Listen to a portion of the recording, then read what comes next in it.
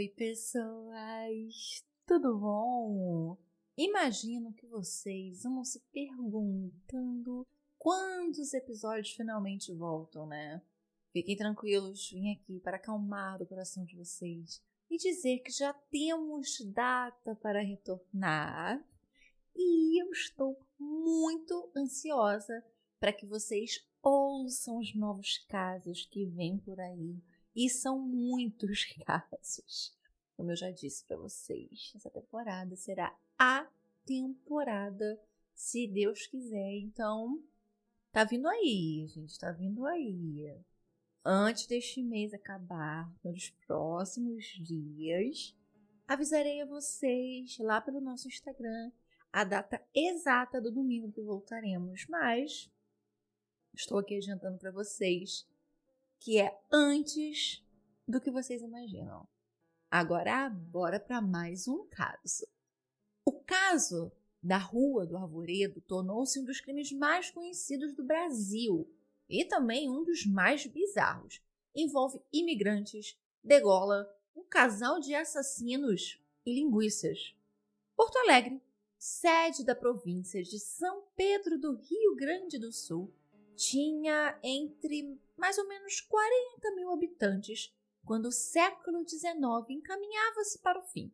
Era uma cidade portuária e no fim do século, devido à Guerra do Paraguai, que foi de 1865 a 1870, cresceu exponencialmente.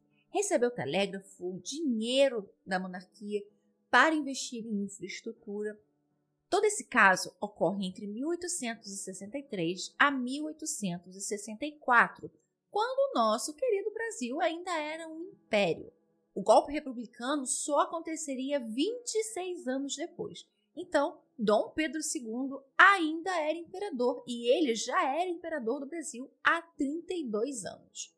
O Rio Grande do Sul já havia passado por uma revolução, a Farroupilha, que foi de 1835 a 1845. E a Revolução Farroupilha envolveu toda a província na guerra pela independência da província do governo central.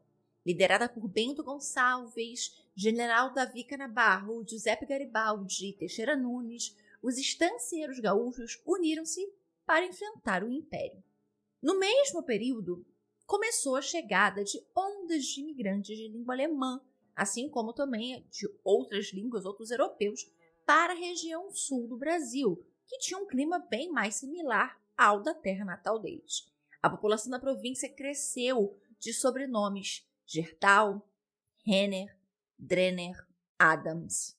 E foi nessa cidade, em ebulição de imigrantes, conflitos, crescimento econômico, que José Ramos e Catarina Palce se conhecem. Não sabemos em que ano José Ramos nasceu, mas sabemos que o pai dele, Manuel Ramos, era da província de São Pedro do Rio Grande do Sul e serviu na cavalaria de Bento Gonçalves durante um curto período da Revolução Farroupilha, até ele decidir desertar. Desertar é abandonar o serviço militar sem permissão, desistir da guerra, fugir mesmo. O Manuel, como desertor, foi se esconder na província de Santa Catarina. Afinal de contas, desertar era motivo de vergonha. Lá em Santa Catarina, conheceu e casou-se com Maria da Conceição, uma índia. O casal abriu uma venda de secos e molhados na ilha do Desterro, como Florianópolis era chamada. Tiveram 3 filhos, todos homens, sendo José o mais velho. Mas a história da família terminaria em tragédia. O Manuel era alcoólatra ou alcoolista, se preferirem, são sinônimos. E eu conferi no dicionário Aulete, tá, gente? Não tem um verbete alcoolista, mas eu sei que muitos usam esse termo alcoolista e ambas as formas são usadas e tá tudo bem.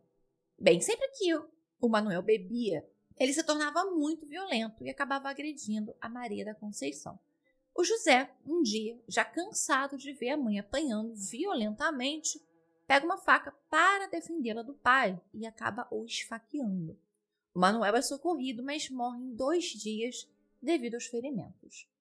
José Ramos, não suportando o fato de ter matado o próprio pai, que ele adorava, idolatrava, admirava, enquanto ouvia repetidas vezes suas histórias da guerra, vai embora de Santa Catarina, mudando-se para onde seu pai anos antes fugiu, a província de São Pedro, do Rio Grande do Sul.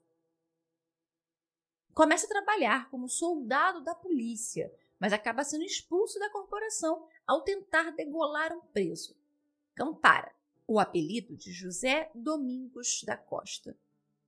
O Campara era um famoso criminoso da capital, conhecido como Robin Hood, por roubar dos ricos e distribuir o fruto do roubo com os pobres da cidade. Mesmo fora dos quadros oficiais da polícia, que só seria oficializada em novembro de 1863, o Ramos vira informante do chefe de polícia, o delegado Dário Calado. Como informante, o José Ramos começa a ganhar bem mais do que como soldado, ali em torno de 20 mil réis por mês. Sua função era vigiar, para Calado, os vereadores da cidade. O José ele é sempre descrito como um mestiço claro, com uns 26 anos talvez, alto, forte, com uma pequena barba, sempre muito bem vestido, botas lustradas. Falava também, além do português, alemão, fluentemente.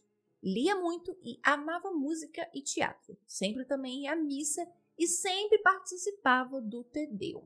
O destino, sendo como é, não sabemos o dia exato, mas no ano de 1862 decidiu que era o momento do encontro entre José Ramos e Catarina Palse. Um encontro fatal para 7 vítimas. Catarina nasceu na Hungria e a sua família morava na Transilvânia, hoje a região central da Romênia. Seu pai era sapateiro, ela tinha 2 irmãos, e durante a invasão da Rússia à Hungria, a sua família foi inteiramente assassinada. A Catarina tinha 12 anos. Os soldados russos a deixaram viva, mas antes a estruparam e a largaram semi-morta. Aos 15 anos, casa-se com Peter Palsy, um desembaraçador de lã. Os dois, buscando novas oportunidades, decidem vir aproveitarem a chance de imigrarem para o Brasil. Eles embarcam então na cidade de Hamburgo, em 1856, a caminho do Brasil. Mas, de forma inexplicável, Peter enforca-se num navio antes de chegarem ao sul do Brasil, na frente de Catarina. Ela desembarca em Porto Alegre no ano de 1857, aos 20 anos. Nada se sabe com certeza dos anos dela antes de conhecer José Ramos. O que ela fez, onde morou, como sobreviveu. Sabemos a partir do momento em que ela conhece o Ramos. O casal vai morar na época conhecida Rua dos Pecados Mortais, hoje Rua General Bento Martins, famosa por ser um local de prostituição no Império. Depois, eles alugaram uma casa na Rua do Arvoredo, número 27, em 1863. A rua hoje foi renomeada e passou a chamar-se Rua Coronel Fernando Machado. Essa casa, palco dos crimes do casal, tinha fama de assombrada. Um antigo morador havia sido degolado por assaltantes dentro da casa, e depois desse crime, vizinhos juravam que o homem ainda habitava a casa, mas do além. Uma pessoa que acompanhou o julgamento da Catarina a descreveu como uma mulher baixa, obesa, cabelos longos e louros, olhos muito azuis, mas completamente desprovida de beleza. Catarina, além de, dizem, se prostituir, também trabalhava como engomadeira. O que José Ramos ganhava como informante e o que a Catarina ganhava era pouco para as aspirações do Ramos. O aluguel era em torno de 14 mil reais por mês. Ele ganhava 20, então não permitia que sobrasse muito porque ele realmente gostava. Roupas, vinhos, teatro. A motivação para o começo desses assassinatos, então, seria financeiro, era o dinheiro. José Luiz de Caldas Quintela tinha um botequim aqui no Rio de Janeiro, mas precisou ir a Porto Alegre e resolver os testamentos de 2 irmãos que haviam sido assassinados em casa por escravizados. Ele acabou fazendo amizade com Luiz Antônio Rodrigues Príncipe, um português de 40 anos, solteirão, dono de um armazém e que era amigo do Ramos. Tão amigo que concordou em ser fiador da Casa do Arvoredo. Luiz Antônio foi a primeira tentativa de Ramos de matar alguém. Ele foi atraído até a casa com a desculpa de um jantar. Mas no caminho, ele ficou muito desconfiado da atitude do Ramos e desistiu do jantar. Ramos ficou frustrado e entendeu ali que ele precisava mudar seu modus operandi. Para que os homens fossem até a casa, a Catarina começa a atraí-los. Ela ficava na rua, principalmente no Beco da Ópera, esperando a vítima e a levava para a Rua do Arvoredo. Ao chegarem, esses homens eram mortos com um machado, depois esquartejados e degolados. As vítimas não eram escolhidas aleatoriamente, não. Elas precisavam ser pessoas que a Catarina e o Ramos soubessem que não tinham família, mas tinham dinheiro, e um bom dinheiro. Depois de matar e roubar, Ramos ia às compras. Sobrecasacos, fraques, paletós com golas de veludo, calças de casimira, camisa, e não só para ele. Catarina também ia às compras. Chapéus, capas de seda, espartilho, leque de madrepérola, luvas.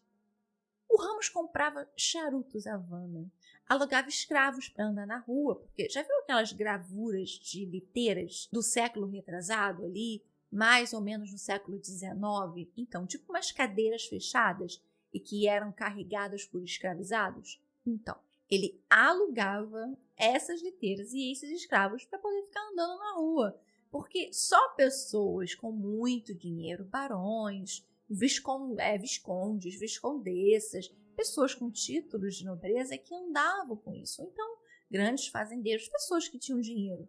Então, andar numa liteira carregado por escravizados era status de riqueza.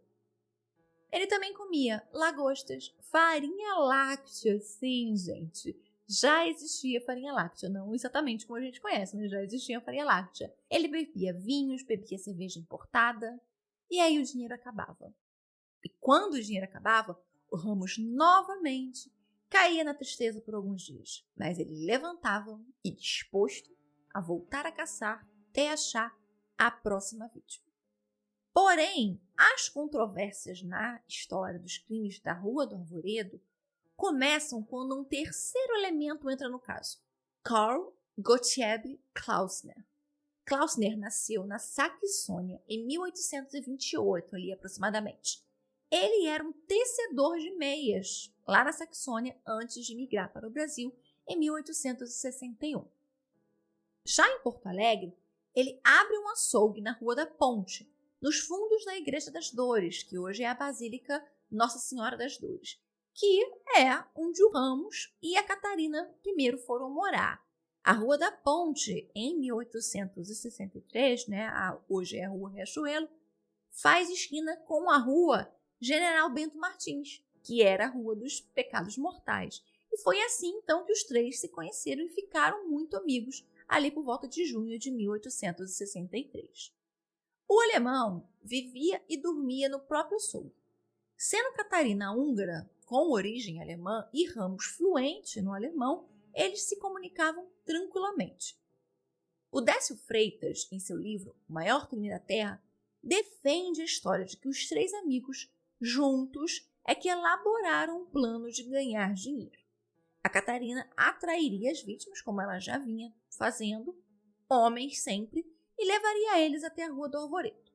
O Ramos ficaria responsável por matar estes homens.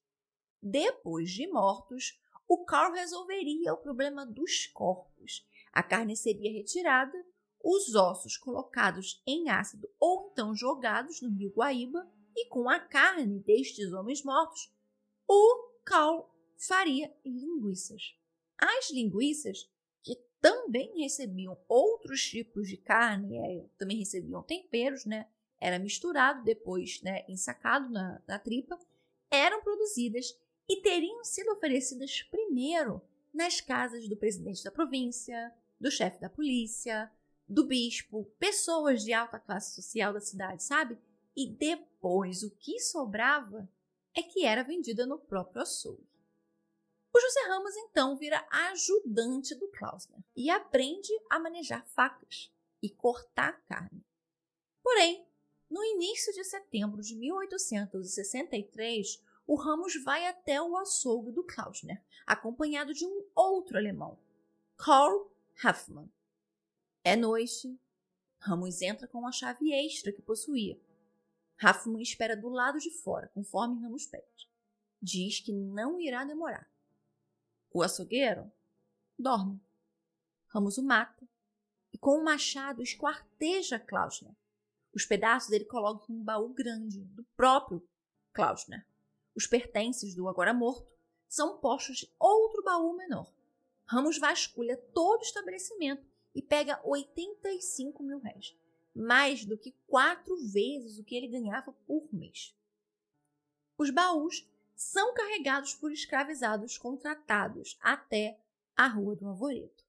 Hoffmann fica alguns dias no açougue atendendo os clientes que, claro, achou aquilo tudo muito estranho. Por que Klausner sumiu? Diversos clientes compravam carne fiada. Como o açougueiro foi embora sem fazer as cobranças desses clientes? Para cada um, Ramos contava uma história diferente. Ou Karl tinha ido para o Uruguai sem avisar, ou ele tinha vendido o açougue a Ramos com tudo dentro por um determinado valor e ido embora sem dizer para onde. Dependia do dia e dependia do cliente. E ele tinha o recibo de compra para confirmar a história que ele passou a contar sobre a venda do açougue. O recibo dizia, abre aspas, afirmo que vendi ao senhor José Ramos o meu açougue com todos os seus pertences que se achar na casa, pelo preço de 45 mil réis. Aos 2 de setembro de 1863, Rua da Ponte, Porto Alegre, Karl Klausner. Fecha aspas. Mas o açougue não fica aberto por muito tempo. Em menos de uma semana, o Ramos fecha as portas. O que ele queria, ele já tinha conseguido. Assassinar seu cúmplice, que agora não poderia contar a ninguém o que estava acontecendo e tinha dinheiro suficiente para se esbaldar no que ele mais gostava. Comida, bebida, roupas. E o casal não perde tempo para esbanjar o dinheiro. E quando inquirido sobre de onde ele conseguiu tanto dinheiro, ele alegava ter ganho na loteria. A cena macabra de José Ramos adormece por 7 meses, até que por alguma razão, talvez o fim do dinheiro do açougueiro assassinado, uma nova morte começa a ser planejada. Januário Martins Ramos da Silva, português, possuía uma taverna na Rua da Igreja, na esquina com a Rua do Rosário, que hoje é a rua que se chama Vigário José Inácio. Tudo isso, gente, fica bem ali no centro histórico de Porto Alegre, tudo pertinho, um lugar do outro. Na taverna moravam 2 caixeiros viajantes, um com 13 anos e um outro com 14. Os 2, além de serem caixeiros, trabalhavam na taverna sem salário, só em troca de casa e comida. Ele e o Ramos, o Januário e o Ramos, tornam-se muito próximos, depois que Ramos fornece uma ajuda ao Januário. O português havia se emancebado, quer dizer, passou a viver junto, sem estar casado, com uma escravizada alforriada. Depois de inúmeras agressões do português, ela o denunciou à polícia e foi o Ramos que ajudou a abafar a denúncia, abafar o caso. O Ramos também comprava muitos vinhos na taverna do Januário e pegava fiado inúmeras vezes, diversas vezes, mas não pagava. Então Januário começou a cobrar. A Catarina tem a ideia que seria a derrocada do casal. Estava na hora de matar Januário. No dia 15 de abril de 1864, Ramos convida Januário para jantar em sua casa.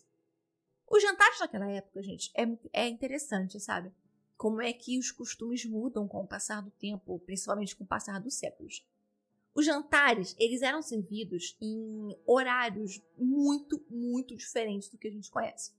O jantar, quer dizer, o que a gente não entende como jantar, O que eles entendem por jantar era servido entre 3 e 4 da tarde.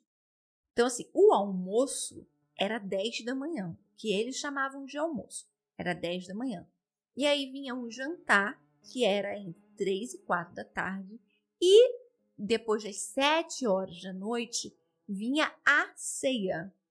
Muito diferente, No caminho para a Rua do Arvoredo, o Januário e o Ramos acabam encontrando José Inácio de Souza Ávila. O Januário avisa ao menino de 14 anos que era caixeiro na taverna 12 que estava indo à casa do Ramos e que, caso eles precisassem de algo, poderiam encontrá-lo lá. Sem saber, o Januário acabara de determinar a morte do caixeiro. Durante o jantar, o Ramos se ausenta da sala e pega o machado sem que o Januário perceba. Ele ordena que a Catarina fique na janela vigiando a rua. Enquanto isso, mata Januário a machadadas. Do corpo, ele rouba 2 moedas de ouro, uma moeda de 5.000 réis, outra moeda de 4.000 réis, 7 moedas de 500 réis, 7 moedas de 800 réis, 23 marcas de 400 réis, 3.500 réis também em moeda, uma moeda de cobre e uma moeda de prata. Depois de surrupiar o dinheiro do falecido, ele arrasta o corpo para o porão e sai atrás do caixeiro lá na taverna. O menino se apronta, se arruma, troca de roupa e vai com ele, inocente, sem saber o que estava acontecendo. Mas o José Inácio tinha um cachorrinho. E esse cachorrinho era muito companheiro dele. Então, aonde José Inácio ia, o cachorrinho seguia.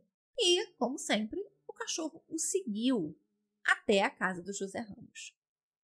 Com a desculpa de que o Januário, que estava chamando o caixeiro, e, na verdade, o Januário já estava morto, o Ramos oferece café, oferece pão ao menino e conta que o Januário saiu, mas que já voltava. Nesse interim, ele pega um machado.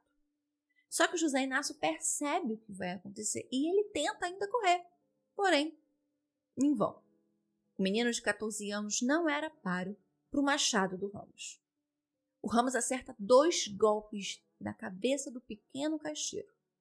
O cachorro, que seguiu os dois até lá na Rua do Arvoredo, começa a chorar e arranhar a porta de entrada da casa. Então o Ramos, para que o cachorro não chame atenção, também o mata. A coluna dos 2 corpos é cortada em 3 partes e os membros cortados nas articulações. Enquanto joga os pedaços no poço, a Catarina limpa o sangue do chão. Os objetos pessoais dos mortos ele sempre guardava em uma caixa. Não foi diferente com esses 2. Após a morte, o Ramos senta à mesa, cita um salmo e come. Termina seu jantar, toma um banho demorado, coloca uma muito boa roupa, bastante perfume, inclusive era conhecido por ser um homem muito cheiroso, e vai ao Teatro São Pedro assistir uma peça. No fim da peça, ele vai encontrar com outros amigos para jogar cartas. No dia seguinte, os clientes também acharam estranho que Januário não tivesse aberto a taverna. Nunca tinha acontecido dele não abrir. Quando terminou aquela manhã, nem sinal de Januário, os vizinhos acharam melhor avisar a polícia sobre o desaparecimento do comerciante. Eles sabiam que Januário havia saído no dia anterior, acompanhado do Ramos. Depois disso, ninguém mais o viu. O subdelegado dirige-se, então, à Rua do Arvoredo 27. O Ramos atende e o soldado avisa que o delegado quer vê-lo imediatamente. Na delegacia, questionado sobre o Januário, ele relata que esteve sim com ele na tarde do dia anterior, no dia 15 de abril, mas se despediram no cais e que Januário, acompanhado de José Inácio, disse que iriam embora. O Ramos acaba sendo liberado, mas a sensação de alívio não dura. Já no dia seguinte, o subdelegado volta à Rua do Arvoredo novamente. E após rápida revista, descobre no porão terra mexida. Nela, ossos da bacia de membros inferiores do que antes eram pessoas. No fundo da cova, ainda com roupas, outro corpo em avançado estado de putrefação. Os corpos descobertos foram identificados como Januário Martins e José Inácio, além do cachorrinho preto. Sangue é encontrado pela casa, 2 machados também, um de cabo curto e um outro de cabo longo. A chave da taverna também é descoberta dentro da casa. 40.000 réis em moedas são localizadas. Em um poço desativado no quintal, uma 3ª ossada é desenterrada. Os restos mortais são identificados por um brinco de ouro. Era Karl Klausner. José Ramos, Catarina Pause e uma senhora, que era chamada de Senhorinha, que alugava um quarto do Ramos, são levados presos. O primeiro depoimento tomado é o de Catarina. Como ela não falava português, um intérprete é chamado para auxiliar o delegado. A Catarina diz que não viu nada. Nunca viu Ramos matar ninguém. Confirma que viu Januário entrando em casa, chegando, sentando-se à mesa, ali por volta das 4h30 da tarde. Ela foi dar água para as galinhas no quintal, então nada viu ou ouviu. Até entrar e ver um homem caído morto no chão, com 2 feridas na cabeça. O Ramos saiu ali por volta das 4 da tarde e voltou às 5h30 com um menino. A Catarina deixou os 2 sozinhos e foi lá conversar um pouco, ver lá a senhorinha. Quando ela voltou, o que ela viu foi só o menino já morto com feridas na testa.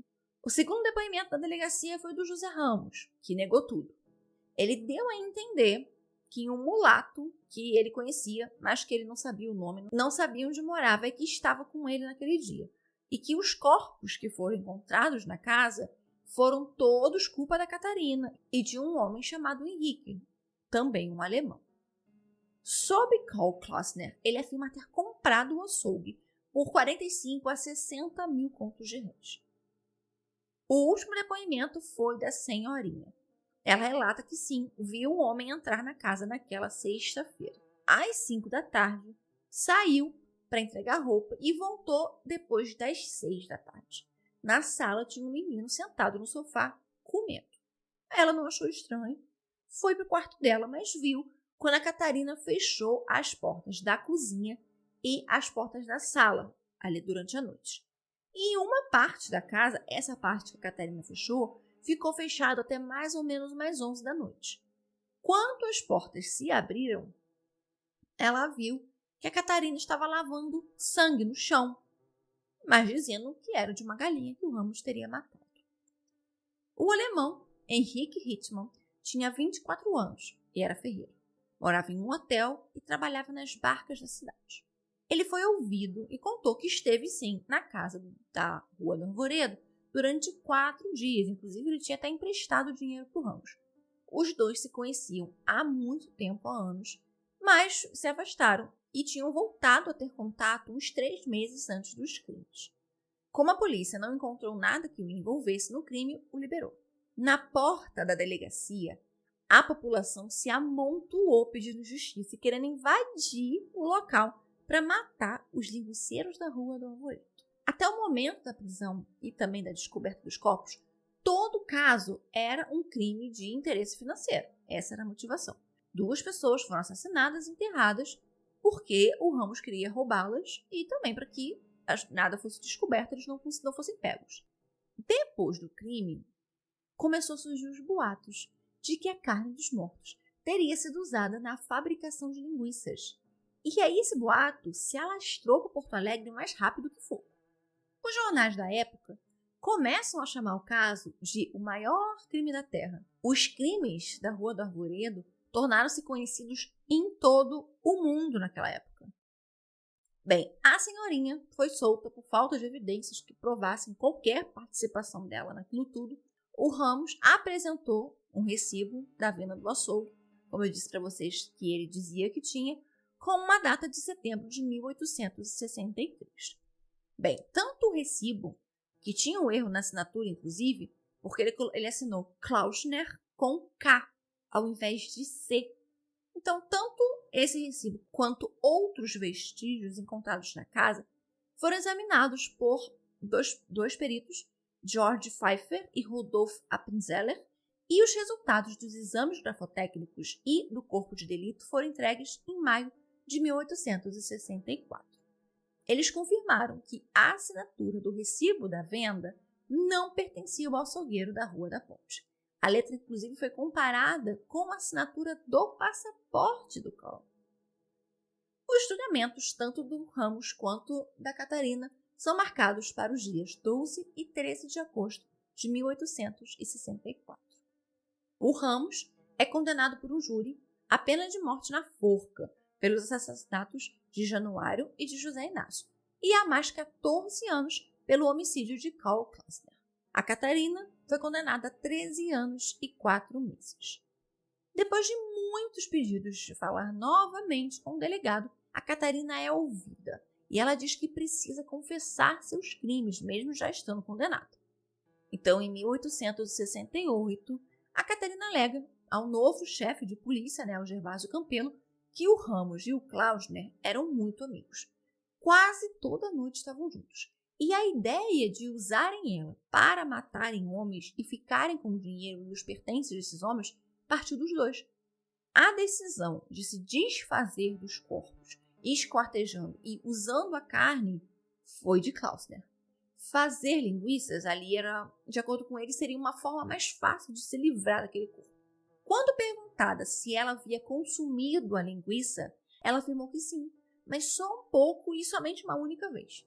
Ela não havia se envolvido diretamente na morte de Januário, mas ela estava sentada na mesa no jantar, quando o Ramos o matou e levou para o porão. Ele saiu para pegar o caixeiro, que foi apunhalado e também levado para o porão. Em junho de 1877, Catarina é solta. 10 anos depois, já em 1877, ela começou a trabalhar como faxineira na Santa Casa, onde reencontrou um velho conhecido. O José Ramos, ele ficou doente, teve lepra, ficou cego e então ele foi enviado para ser cuidado na Santa Casa. Internado com pneumonia, ele passou os últimos dias de vida dele no hospital. Acredita-se que ele e a Catarina tenham se encontrado, mas não há qualquer evidência disso ou algum registro que contenha essa informação, que corrobore essa informação. A Catarina acabou falecendo em 1891, encontrada na rua e acabou sendo enterrada como indigente. O Ramos morreu no dia 1º de agosto de 1893. Os médicos Eduardo Sarmento e Olinto fizeram a autópsia do corpo e preservaram o cérebro do Ramos para estudos posteriores. Muito se foi contado sobre um indulto que Dom Pedro haveria dado aos assassinos da Rua do Arvoredo. Mas, só para constar essa informação, tal documento nunca foi localizado. Ah, e uma outra informação muito importante. Esse caso passou no nosso programa preferido da vida, Linha Direta, no Linha Direta Justiça, em abril de 2006. Diversos historiadores de Porto Alegre que pesquisam sobre a cidade, sobre a história do Rio Grande do Sul, contestam muito essa história das linguiças, de que isso não teria acontecido. Inclusive, há alguns que defendem de que os corpos foram encontrados sem estar faltando pedaços de músculo, carne, de que isso não aconteceu. Porém, nós temos relatos dentro do processo judicial de que os corpos estavam realmente em um estado muito avançado de putrefação. Portanto, não sei se teria, porque eu não vi foto a foto dos cadáveres, então não sabemos como realmente foi encontrado. Mas acredito eu que num estado muito avançado poderia, caso algum animal tenha passado, ou dependendo de como o local que foi colocado, poderia provavelmente estar faltando alguma parte, ou já está na parte, já está no osso, já está na última fase de putrefação, então já não tem mais pele, não tem mais músculo, não tem pele, só tem osso, então não tem como sabermos. Outros já defendem de que a história é verídica e de que a população da cidade de Porto Alegre ficou tão envergonhada e tão enojada com a ideia de que durante meses eles ficaram comendo linguiça do açougue, que era um açougue num ponto importante da cidade, e que não aguentando, não suportando a ideia de que indiretamente todos tivessem praticado canibalismo, a história foi abafada e, de uma certa maneira, houve uma tentativa de ser apagada, porque, como eu disse, os primeiros locais para onde a linguiça era enviada para venda eram justamente as casas das pessoas de mais alta classe de Porto Alegre, Então, quem defende a tese de que os crimes, de que essas linguiças realmente foram feitas, são justamente essas pessoas que usam essa argumentação de que, como a maioria das pessoas que consumiram essa carne eram pessoas de relevância dentro daquela comunidade, elas tentaram, de alguma maneira, abafar o caso, inclusive com a questão da diminuição da pena do Ramos, que ele foi condenado à forca, né, a morrer na forca, e a pena dele foi alterada para alguns anos de trabalhos forçados. Né? Então, inclusive, para quem defende a tese de que as linguiças foram feitas, isso é mais uma prova de que, como tinha muita gente grande envolvida e o Ramos pudesse de alguma maneira delatar estas pessoas, eles preferiram então abafar o caso e tratar como se nada tivesse acontecido. Até porque, inclusive, o mesmo chefe de polícia, o Calado, que era quem pagava o Ramos para fazer essa vigia dos vereadores da cidade, de pessoas importantes da cidade, não era bem uma vigia, era para colher informações confidenciais do que essas pessoas estavam fazendo. E foi o próprio Calado que julgou o caso, porque o chefe de polícia era também o juiz da comarca. Então, muita gente acredita que, né, ele tenha lhe dado um jeito justamente para que o Ramos não o denunciasse, não dissesse que ele estava sendo pago para poder ficar vigiando e atrás de determinadas pessoas para repassar essa informação para o chefe de polícia, e aí a gente não sabe como é que o chefe de polícia utilizava essas informações privilegiadas, né? Agora eu quero saber de você, depois você vai lá no nosso Instagram, vai ter um post sobre esse caso lá, e eu quero saber de você o que você acha. Você acha realmente que os porto-alegrenses comeram linguiça de carne humana ou que não? Que as pessoas aumentaram a história porque tinha um açougue envolvido e tinham pessoas esquartejadas e existe, né, muito essa ideia de essa conexão, né, de açougue, carne, então esquartejamento. Então eu quero saber de você, deixa no seu comentário. Eu acredito que pode ser que tenha acontecido, mas não exatamente do jeito que aconteceu, porque as histórias sempre tendem a ser aumentadas um pouquinho, a gente sabe disso. É isso por hoje, já voltamos em definitivo, inclusive, tá, gente? Não só com conteúdo exclusivo, voltaremos o podcast já, podem começar a contar os dias, porque o dia está chegando. É isso, gente, vejo vocês já. Beijos!